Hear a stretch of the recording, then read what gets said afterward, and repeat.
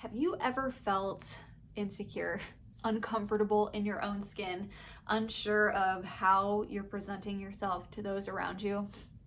I've been there.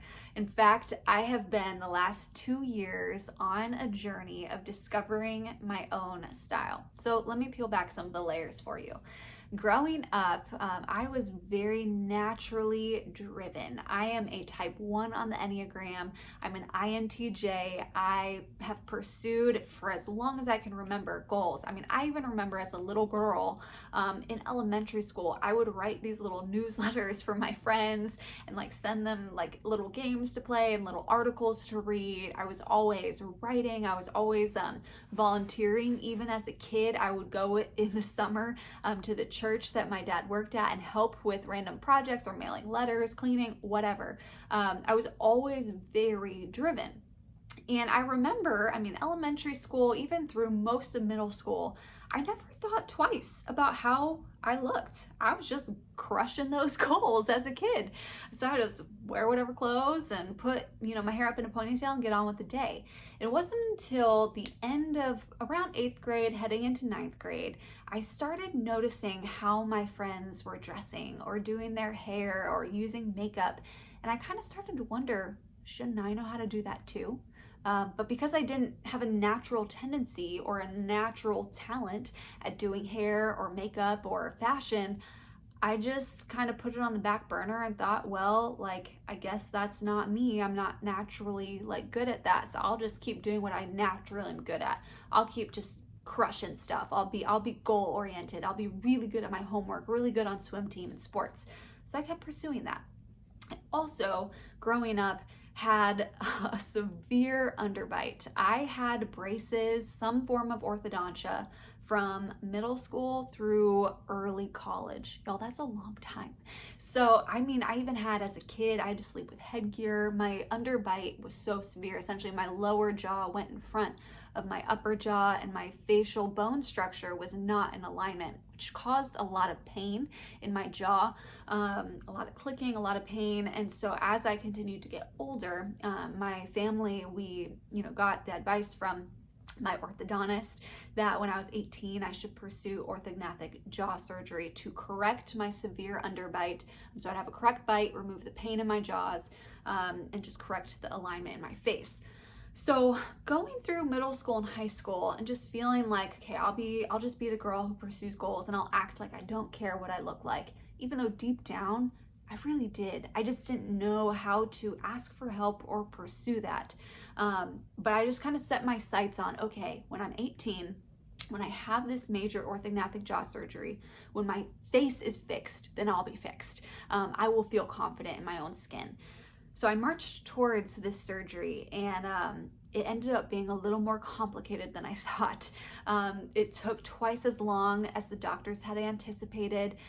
They experienced complications and they weren't in the end able to finish the surgery in its entirety in that procedure, meaning I would have to go back to finish it. So when I woke up after that operation and I was in recovery and my face was swollen and I could only eat liquids for a while, I remember just feeling discouraged. I didn't wake up like Sleeping Beauty and have this transformation or Snow White and just feel like a confident princess.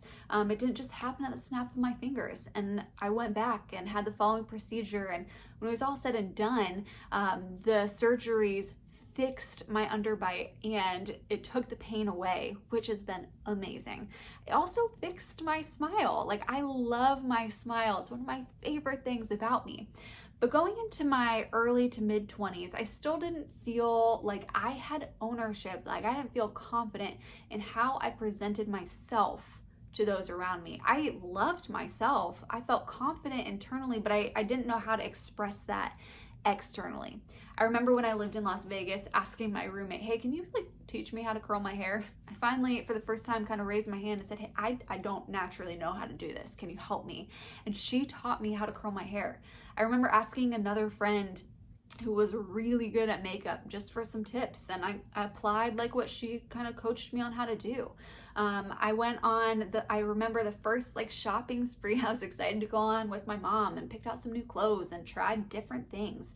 And so I tried different things, and I remember for the first time asking people who I saw were really good at different things how to carry themselves externally. I asked them for help. And it wasn't until 2 years ago that I really started pursuing it for me. You see, I asked for help, but then I just applied what other people were doing. So I still didn't feel like this confidence in my own skin that I was showing up as Emily. So December of 2018, my dad actually challenged me. He said, Emily, you've been doing a lot of internal work. I think it's time for you to share with those on the outside, like all the beautiful work you've done internally, to share that, to let that shine. Literally the next day, or it was that night, my mom and I went into Sephora for the first time in December of 2018. So I was 27. Yeah, late 27, first time in Sephora. I remember feeling actually kind of nervous because I walked in with some insecurity, feeling like at 27 years old, surely I should know how to use all this stuff. But I had no clue. It was like a foreign world to me. So I walked in and I found one of the beauty consultants and I just said, hey, I'm 27. I've never worn makeup. I don't know what to do. Can you help me? She was amazing. She helped me find products that worked well for me, that looked natural, that had the exact look that I felt like on the inside I wanted to share with everybody externally. I remember after she kind of did her, showed me how to use them, I looked in the mirror and I almost just got a little teary-eyed because I felt like I looked how I felt on the inside. And that was a really cool feeling. So anyways, we did a shopping spree, and then for the last 2 years, I've just tried things. For a while, I did little box subscriptions and would get little different, products to try, and I would try, test and fail and try different things. And I have found skincare and makeup and clothing styles and hairstyles, jewelry that I really love and feel confident in. I feel like for the first time in my becoming story, who I am internally matches who I am externally. It's funny looking back at old pictures. I used to literally primarily only wear black shirts, black pants. I felt like I was wearing that tough exterior to kind of scream, I don't care, when I really did on the inside. Now, if you were to look in my closet, I don't have a lot of all black clothes anymore. You would see a lot of sparkles, a lot of fun animal prints, lots of pinks, purples, reds, colors. Even with my jewelry, I used to be because of my severe underbite, I was always very insecure of how I wore my hair or jewelry, not wanting to draw a lot of attention to my face. And now I'm just wearing what I love. So fun colored earrings or fun pops of colored lipstick, and just wearing my hair in a way that complements my face. So it's been a journey, and how I want to encourage you, warrior friend, is to be who God uniquely designed you to be, to let who you are inside shine externally. I love what Psalm 139 verse 13 says, for you created my inmost being. You knit me together in my mother's womb. Then check 14. I praise you because I'm fearfully and wonderfully made. Your works are wonderful. I know that full well. See, Jesus, God, he made you, he made me perfectly. He knows everything about us, how many strands of hair we have on our head. He knows everything, and he made us wonderfully, exactly how we are. So here's the thing. I never needed makeup or a good skincare routine or the right jewelry or clothes that I liked to be wonderfully made. I'm already wonderfully made. You are already wonderfully made. You don't need a skincare line or makeup or to be a hair expert. You don't need a fresh manicure. You don't need anything externally to be wonderfully and beautifully made. We are that. God already said that's who we are. That's how he designed us. And so in this journey, one, do you need makeup and clothes and all of that to be beautiful? No. I was beautiful in elementary, middle, high school, college. I've always been beautiful. You are beautiful. You've always been beautiful. For me, a style journey isn't about becoming more beautiful. It's about letting my beauty internally shine on the outside. It's about walking in confidence. It's about setting myself up to walk in confidence. Because as I've found, when I feel confident in whatever outfit I wear or makeup or how my hair looks that day, I walk a little taller. I walk more confidently. How we carry ourselves matters. And it also matters because we are daughters of the King.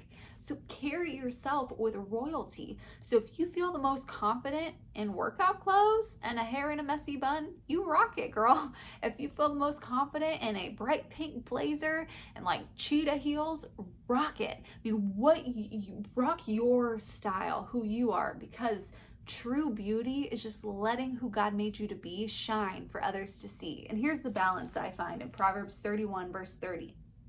So this is where you have that balance. Pursue.